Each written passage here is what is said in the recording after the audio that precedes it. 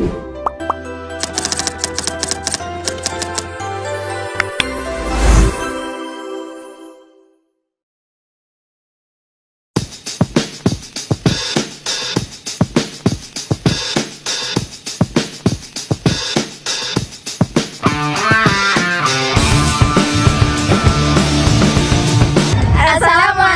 warahmatullahi wabarakatuh. Kami dari kelompok 4 akan membawakan video yang berjudul Spiritualitas Puasa. Oke, sebelum kita masuk ke pembahasan mengenai spiritualitas puasa, kita harus tahu nih, apa sih puasa itu dan berapa banyak kita harus berpuasa, serta apa saja amalan yang harus kita lakukan ketika bulan puasa. Semuanya itu sudah terangkum dalam surah Al-Baqarah ayat 183 sampai 187.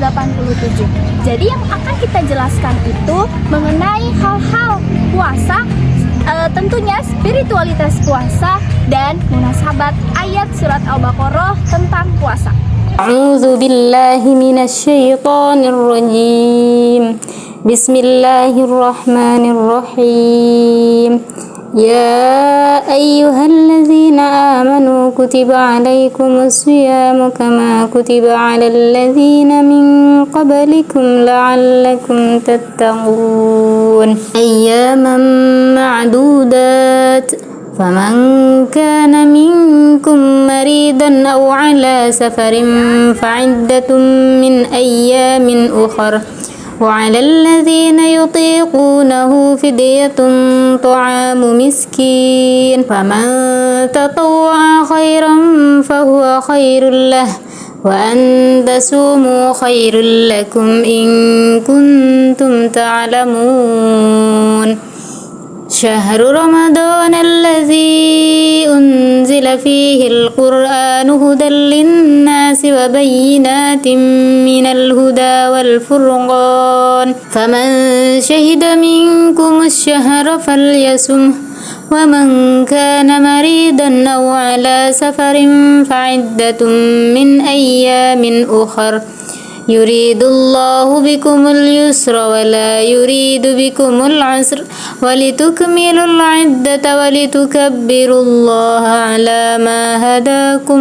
ولعلكم تشكرون. Nah, kapan sih waktunya puasa? Dalam ayat 184, puasa itu dilakukan pada hari-hari tertentu. Nah, dan ada keringanan bagi orang-orang yang sakit dan dalam perjalanan. Pada ayat 185-nya Allah menegaskan bahwa puasa itu dilakukan pada bulan Ramadan karena di dalamnya diturunkan Al-Quran sebagai petunjuk. Nah, dari sini kita bisa melihat bahwa ayat-ayat yang tadi telah dijelaskan memiliki keterkaitan antar ayatnya dan memiliki hubungan maknanya yang sama. Di ayat ke-183 menjelaskan tentang bagaimana perintah puasa dan kewajiban puasa. Atau dimunasabahkan kembali dengan ayat 184 bahwa terdapat keringanan bagi orang-orang yang secara sahih itu tidak diperbolehkan untuk berpuasa.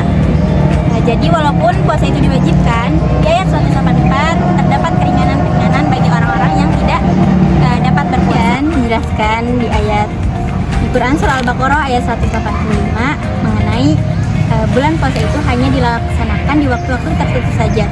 Jadi ini memiliki keterkaitan dengan Quran surah Al-Baqarah ayat 183 mengenai perintah berpuasa, lalu dijelaskan di ayat 185 bahwa bulan puasa hanya dilaksanakan di waktu-waktu tertentu. Di ayat ini dijelaskan bahwa bulan puasa itu dilaksanakan pada saat bulan Ramadan.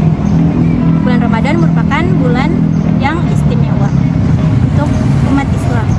Nah, dari sini kita bisa melihat bahwa ayat-ayat yang tadi telah dijelaskan memiliki munasabah atau keterkaitan antar ayatnya. Yang mana di Quran surah Al-Baqarah ayat 183 menjelaskan mengenai perintah dan kewajiban dalam berpuasa. Lalu di ayat ke-184 dijelaskan mengenai bagaimana keringanan bagi orang-orang yang tidak dapat berpuasa. Dan di ayat ke-185 menjelaskan mengenai waktu atau pelaksanaan bulan puasa hanya di waktu-waktu tertentu saja. Apa sih yang harus kita lakukan ketika berpuasa?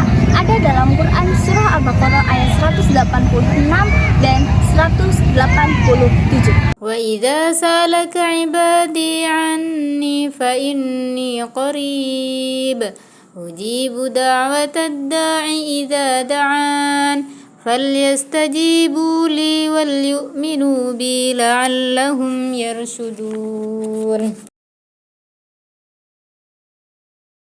أحل لكم ليلة الصيام الرفث إلى نسائكم هن لباس لكم وأنتم لباس لهن علم الله أنكم كنتم تختانون أنفسكم فتاب عليكم وعفى عنكم فالآن باشروهن وابتغوا ما كتب الله لكم وكلوا واشربوا حتى يتبين لكم الخيط الأبيض من الخيط الأسود من الفجر ثم أتموا الصيام إلى الليل ولا تباشروهن وأنتم عاكفون في المساجد تلك حدود الله فلا تقربوها كذلك يبين الله آياته للناس لعلهم يتقون. Oke, sudah dijelaskan di dalam Quran surah Al-Baqarah ayat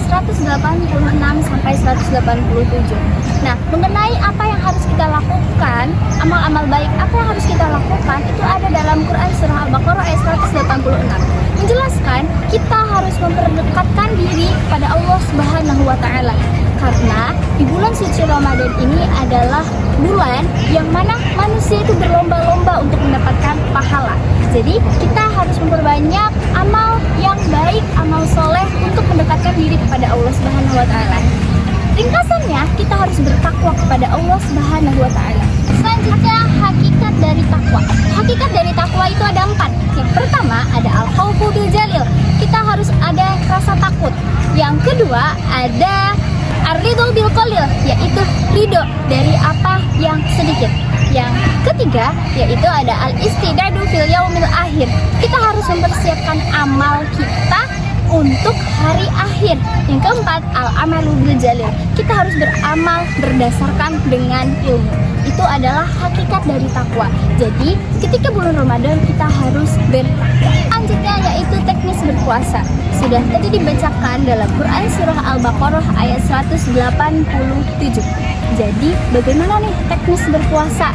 Yang pertama, kita harus melaksanakan niat. Kedua, kita harus melaksanakan sahur. Nah, kapan sih waktu sahur itu? Waktu sahur itu adalah sebelum terbitnya fajar. Kita harus melaksanakan sahur. Lalu ditutup dengan berbuka puasa di waktu maghrib. Itu adalah sedikit teknis mengenai puasa. Dan apa sih yang membatalkan puasa? Nah, ada beberapa yang akan saya sampaikan. Hal-hal yang membatalkan puasa. Yang pertama yaitu pastinya makan dan minum. Kita tidak boleh makan, tidak boleh minum. Dan yang kedua, muntah disengaja, lalu berhubungan suami istri, dan banyak lagi hal-hal yang membatalkan puasa secara syar'i tentunya. Nah, berikutnya adalah puasa itu seharusnya gak cuma nahan lapar dan haus saja, tapi juga terlihat dengan sikap dan akhlak kita. Adapun hal-hal yang bisa kita latih ketika puasa yaitu yang pertama, mengontrol emosi. Yang kedua, menjaga pandangan serta pikiran kita. Yang ketiga, hidup lebih sederhana. Lalu yang keempat, peduli dengan orang lain. Dan yang terakhir yaitu memperbanyak ibadah serta menjaga niat. Intinya puasa itu mengajarkan kita untuk lebih sabar, lebih sadar diri, dan juga lebih dekat dengan Allah. Berikut beberapa hikmah puasa secara singkat. Yang pertama yaitu melatih sabar dan disiplin. Kedua, menumbuhkan rasa empati terhadap orang miskin. Ketiga, membersihkan jiwa dengan mendekatkan diri kepada Allah. Dan yang terakhir yaitu menyehatkan tubuh dengan menjaga pola makan yang teratur. Kesimpulannya adalah puasa bukan soal kita menahan lapar dan menahan haus, tetapi juga proses memperbaiki diri dari dalam Dan mengajak kita untuk lebih sabar, lebih ikhlas, dan lebih bertakwa. Cukup sekian dari kami. Kurang lebihnya mohon maaf.